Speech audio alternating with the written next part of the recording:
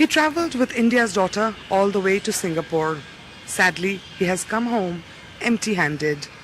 Dr. Yatin Mehta, Chairman, Medant Critical Care Unit in Delhi. Sir, when did you last see the lady we are calling India's daughter today?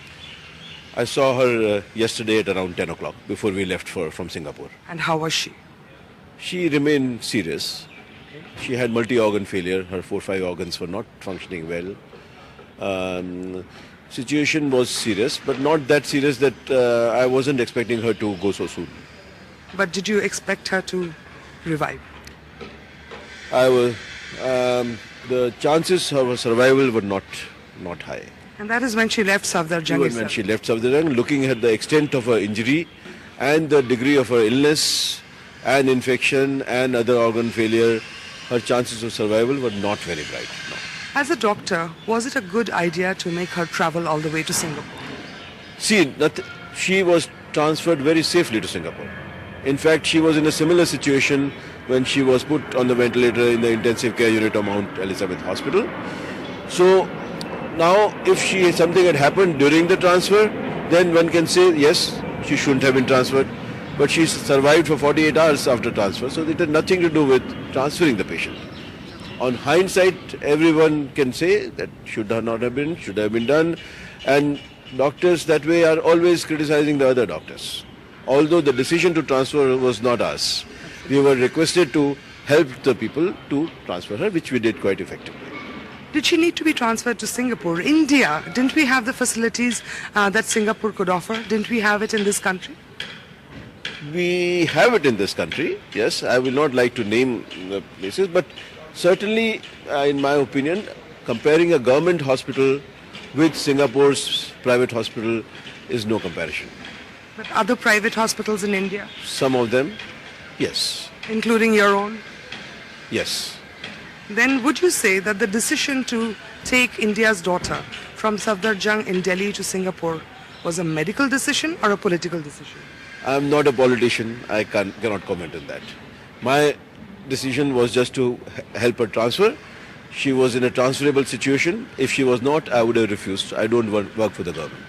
There were some reports that on flight she suffered a fall in blood pressure. She did, but that was as expected. That is why we all had gone with her. We airlift one patient every day at Medanta. I don't go with the patients because I don't need to. This was a special case, India's daughter, as you said. That's why I went, and she was a sick patient. But the drop in blood pressure was very transient, and she responded quite effectively to the medications. When we took her to the intensive care unit, her blood pressure was absolutely stable, remained so till we left.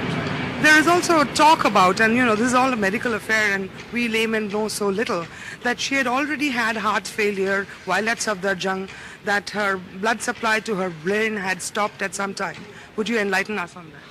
See, yes, she had her heart had stopped for a while in Safdarjung Hospital day before we took her to Singapore. For how long, they are saying very short period of time, but I can't comment because I was not involved in the case at that point of time. And the brain was affected. There was a bad swelling of the brain on the CT scan. Safdarjung Hospital, she was earlier too sick to be taken to the scan room, but here at Singapore, as soon as we came out of the ambulance, we took her straight to the CT scan room and did a scan where the brain was affected, yes. The most difficult question of all, you just said that she was so sick at Safdarjung she could not be taken to the scan room. Was she well enough to give her evidence and her statement twice? She was, because it seems she gave a 2-hour statement. But in this sort of situation, initially you do see at times improvement. And then when the infection sets in and other organs start failing, then the condition of the patient deteriorates. She was a young girl.